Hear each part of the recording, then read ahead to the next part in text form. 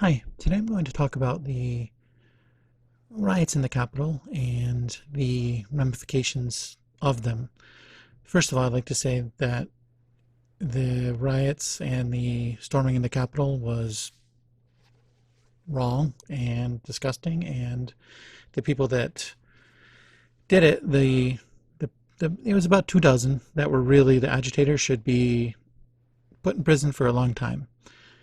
Now, that being said, I want to talk a little bit about what I think the reasons behind it were and the ramifications.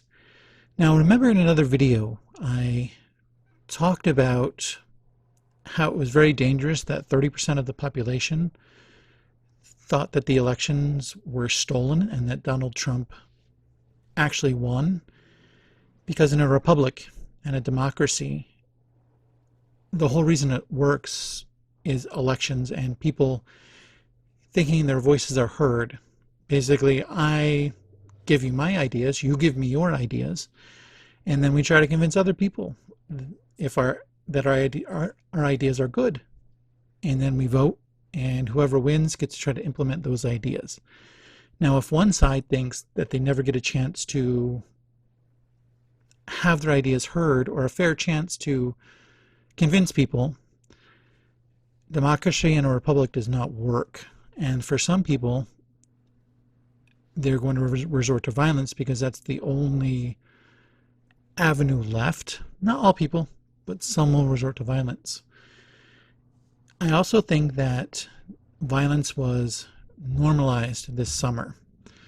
For all of the media saying that this is the worst thing that's ever happened and we've never seen anything like it, they're hypocrites. This summer, those on the left, the far left, Antifa, BLM, were burning down cities.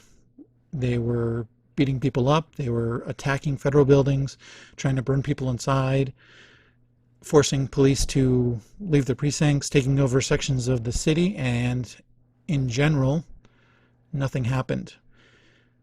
Kamala Harris sent money to go bail these people out of jail.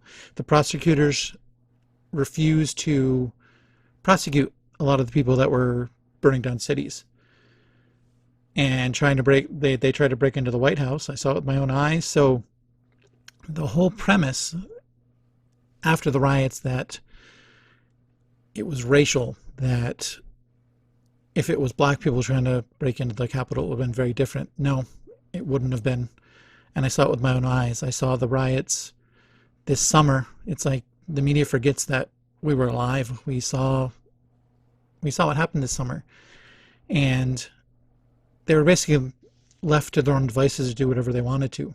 Even at the White House, the Secret Service blocked them, but they didn't shoot anybody. They didn't overly police. And to say that it wouldn't have happened, it was black people, is just wrong. There was a person shot. There was a person shot trying to break in a window, trying to climb through a window.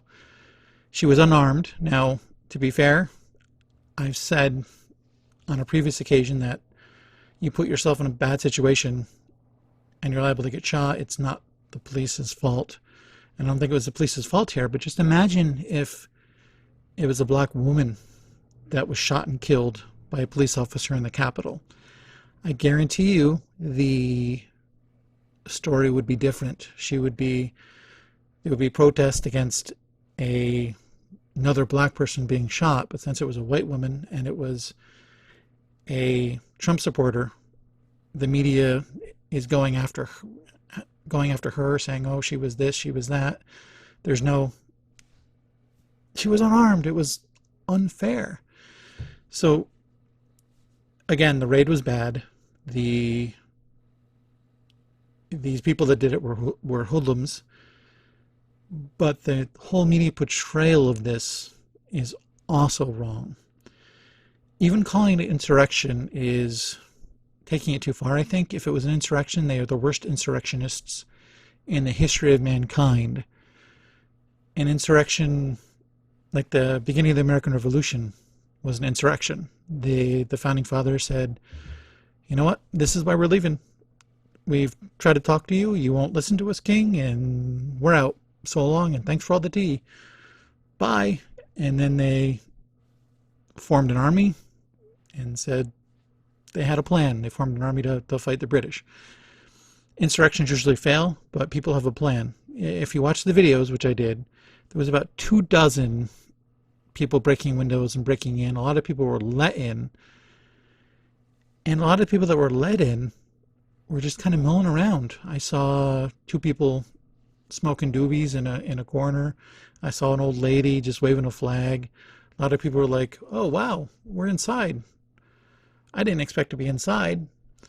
So a lot of the people really didn't know what they were doing.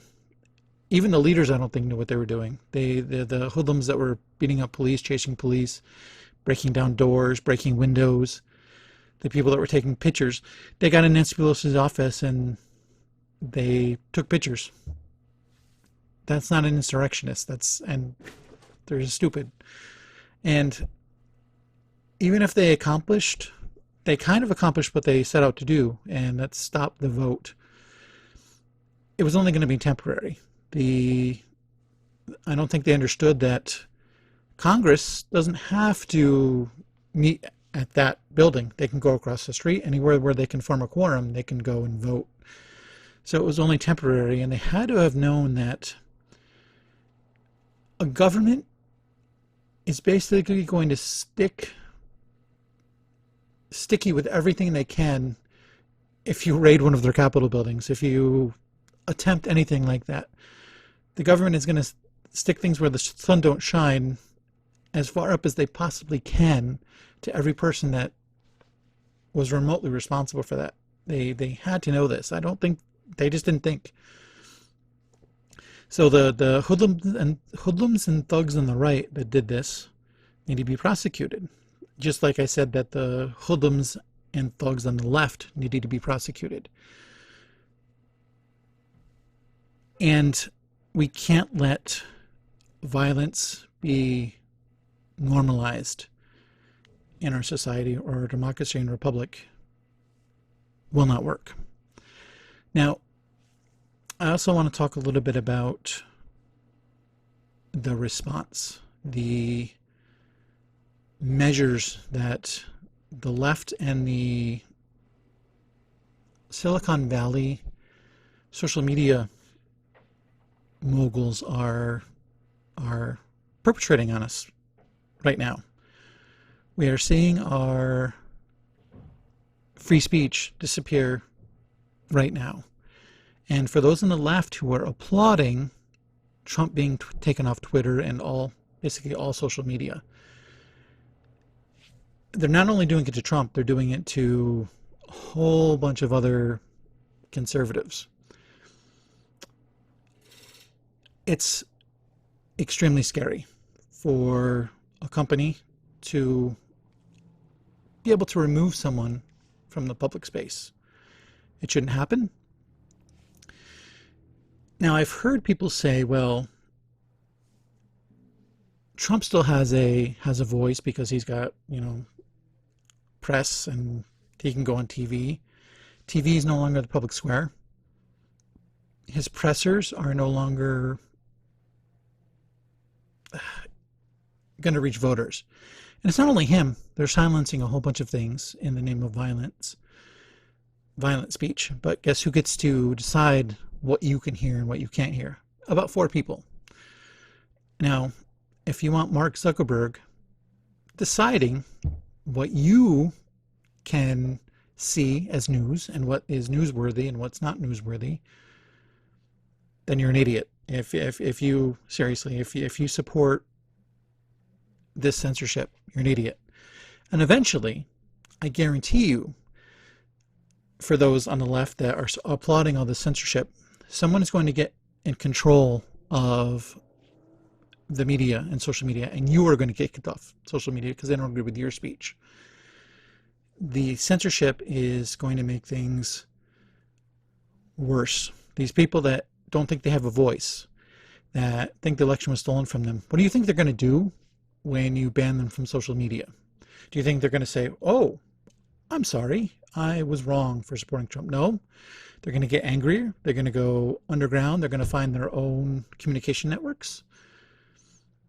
And it's not going to help things. It just doesn't. You create an underground. And I've also heard, well, just create your own platform. Well, they tried that. Parler was a free speech platform. They are neutral politically. Now the right generally joined because they could say what they wanted to without fear of censorship. But the big tech went in and basically removed them as a company. $1 billion company, just removed them. Google got rid of their servers. Apple took them off all of their app sites. Now, if they can do that to $1 billion company, do you think they can do that to you if they do not agree with what you say or your thoughts on anything? It's an extremely scary path that we're on right now. It's a combination of private entity and government and the left trying to control the speech, trying to control speech, trying to control what you hear and therefore what you think, so they will always be in power. The giant media companies, I think, made a deal with the devil. But the Democratic Party was kind of against the monopoly of social media. But I think a deal's been brokered where the social media companies are going to let the Democrats say whatever they want to say, and the Democrats are going to go after them. It's a very dangerous precedent. Free speech, unless you're directly inciting violence or threatening to harm someone, people know what is bad speech should be protected. Especially in a republic and a democracy, it's necessary for us to have a republic and a democracy. So this whole thing, and there's going to be more retribution, and that retribution is going to take away more of your freedom. I guarantee it. Government always seems to use crisis to take more power. If you look at 9/11, the Patriot Act took away our freedoms, and we were like, okay, that's fine because we want to be safe. And some of the things were ridiculous, like you can't, going in an airport, you can't have liquid of this size, but you can bring in 10 things of the same. It's wrong, I guarantee. And we need to fight bills that are going to come out that are going to take away more of our freedoms. I think we need to, even if you don't agree with Trump shouldn't have been taken off social media. I've got to talk about this too. He did not incite violence. He didn't help things. Now, in other videos, I've talked about this, that I wasn't a Trump supporter. The first time he ran, I didn't vote. I tried to vote for Trump. I tried to vote for Clinton, and I couldn't do it. But I became a Trump supporter because I liked his policies. I liked his policies, and I liked his America First and his America First policy, his protection of workers. His foreign policy has turned out to be good. I don't think he understands why it's good, but it still has turned out to be good. But this last month, I'm kind of off the Trump train. The things he's done, like call the head of the Georgia elections and telling him, you need to find me more votes. It might have been the governor, I'm not sure now, but telling me you need me to find more votes, calling up Mike Pence and saying you've got to not accept the election, and yelling at him, and he was kind of off the rails. Telling people, come to the Capitol, protest, let's go. He basically turned up the heat on a pot that was already boiling. So he does have some responsibility, but it's not impeachable. It's definitely not impeachable, and it doesn't rise to that level. But he said a lot of idiotic and stupid things in the last month. So what I think needs to happen is the MAGA ideas, the Trump ideas, need to continue without Trump, without at least Trump as the leader. And I think that that incident is going to kill Trump for president. He's never going to be able to run for president, but he will be able to be the kingmaker. So that might be okay, having someone else that's not Trump, not a narcissistic jerk, lead the MAGA movement. I'm going to do another video on what I think the Republican Party is in trouble because of this, but we cannot censor like this. I mean, it kind of makes my blood boil that Trump got taken off all of social media and a lot of conservatives are being taken off social media. What I like to do is I like to listen to leftists, and then I like to listen to the right, and I like to listen to some people in the middle that are milk toast. That way you get all views, and you can decide for yourself. And we need to keep social media, YouTube, Twitter, we need to keep them as free from censorship as possible. Anyway, that's about all. Thanks for listening. Remember to never believe in anybody's propaganda, and not even your own. And like and subscribe if you like this video. Thanks. Bye-bye.